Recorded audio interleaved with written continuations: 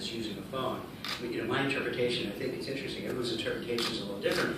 It's more of just a social media aspect, and how are you going to reach your target audience and deliver, the product, the news, the job that you want to get in front of them. And for us, it's really about finding the best talented job seeker, for that job. So it's really using, for us, it could be mobile, meaning the phone, it could be using Twitter, it could be using blogs, newsletters, really across the board. And not really looking for one magic bullet answer that's going to say, hey, this is the way we're going to get in front of people. But try to be out there in front of people, how they consume it, how they enjoy it, how they want it.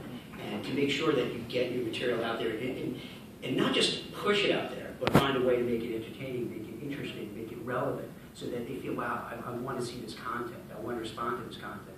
I know if I get something, from Jack's newsletter or there's a job posting, it's going to be interesting, it's going to be relevant. And I want to see it, I want to know about it. Yeah. So it's kind of a different perspective. I think in a way for you guys it's a little harder because you're trying to sell, about your company, about your business and all that. For me, it really gets kind of narrow and granular. You have this, specific job that you want to bring to someone's attention. So they say, yes, I want this. This is the job I want to get. I want to get in front of this recruiter. You totally just reminded me. Everybody smile for Instagram, please.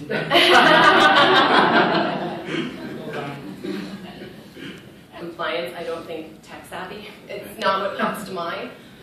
But I must say, of course, I've been going to all of your websites and stalking your sites on my phone and on my desktop to see what's going on. And you've done a really good job of incorporating a lot of mobile into your, specifically the social media platforms. And you can apply to a job. I mean, you got to pinch a little bit on the site, but you actually have the ability to apply to a job from your phone, which I thought was interesting. Do you think, given that your company's been around for 11 and a half years now, and you were in the industry prior to that in a very well-known organization as well, does that help you adjust and evolve as an organization? Do you find it easier since you've seen how the market's gone to make the changes and adapt, or do you find it more difficult to actually switch on the mobile? It's interesting. It's really interesting. It's a challenge. It's not as a, I kind of self-taught in terms of, working with social media, working with all these things. So a lot is trial and error. A lot is you do some things and they work and they succeed. A lot is sometimes doing things that they don't succeed and you fail. And part of what I look at as not only a recruiter but a business person is just accepting that you're not going to succeed each time. And you actually brought something really interesting. With the target market that we cater to, they're very serious, non-tech oriented folks. So to get content to them and to engage them is a challenge because you can't, you got to do it in a way that is not going to be, as Alex was talking about, some of the folks that he has to interface with.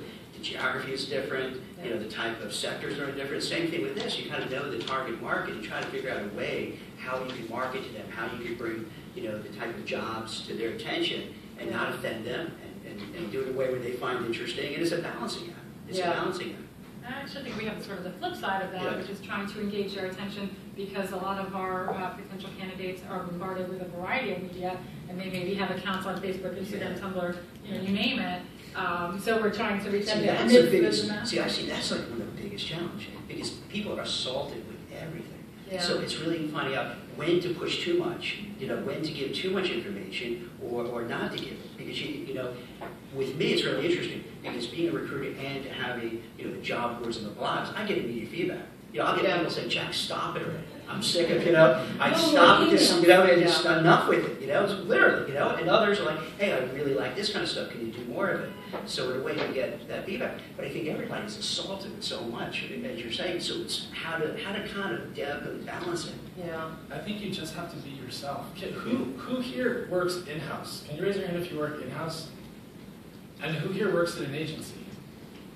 Right. So it's different. It's different stuff we're doing. I mean, it's candidate. It's working with candidates. You see, because if you're your corporation, you have to have a certain corporate image. Yeah. But to your earlier point, if you're an individual like myself or one of the recruiters out here, you can be yourself. Yeah. You don't have to say, hey, I have to conform to this larger corporation. And say this is how I have to be. That you can really, and I think that's what people want. That's what they look for. They want to see that individualism. Melissa, I'd love to take instantaneous communication with us, but it is a two-way street, I think. Absolutely. Yeah. this is something that I actually want to know more about from everybody who does this, because a lot of you have been doing this longer than I have.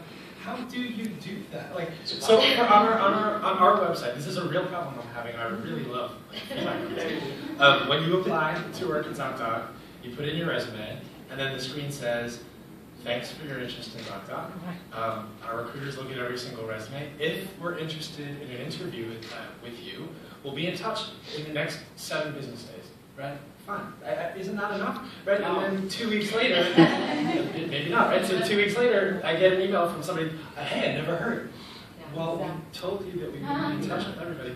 Right? So do you guys have this problem? It's almost impossible. I think this is one of the drawbacks with mobile, and we'll talk about everything mobile, is that it's almost, you get so much information that it's almost impossible to get back in time and fashion. And to me, that's actually a big challenge as a business person, as a recruiter. Because if you have someone who's a great candidate, who's terrific, but not terrific for a certain job, and I don't get back to it, that's hard to win back the trust afterwards. Yeah. And you can explain it, but I don't know if you guys see it. They're It's very hard to- jaded. No. It's very jaded. And one of the things that we've seen, I was actually talking about this with my great team on the way over here, is that candidates will then try to work around the process. And because everyone is so connected, Yes. it's very easy to find us on LinkedIn. They're not shy about reaching out and saying, "I didn't hear back. How else can I reach you? There must be another way. Let me find you in some other vehicle." So I'm just going to put it out there. I give advice to job seekers. I tell them not to stalk you on LinkedIn. Read about you, sure, but not reach out unless they have a mutual connection. I promise I'm not having them do that.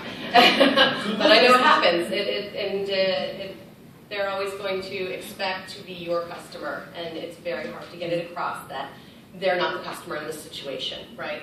Do you find that with TheLadders, where they can come back to you and say, "Hey, I'm sending you to this recruiter, I'm sending you here, what's going on?" Every job seeker I have ever worked with, no matter what platform they're on, expects that they immediately start calling it a headhunter and think it's back in the day somebody who's my guy in my pocket who's going to find me my job.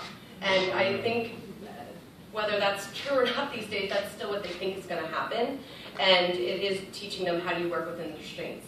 But I also think there's probably technology along the way, right, where we can give feedback and in a way. Do you have that?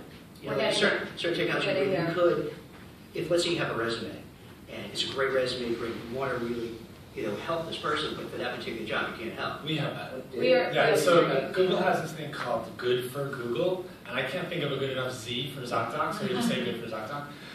But basically, within our ATS, there's like a special place where we put people who we think are great for us, but not for the role they applied for. And we actually do get back to them. I don't know if everybody else does that, but it's a good idea. What happens is you might find somebody who thinks they're one thing, but you think they're something else, and then you remind them and they actually become that.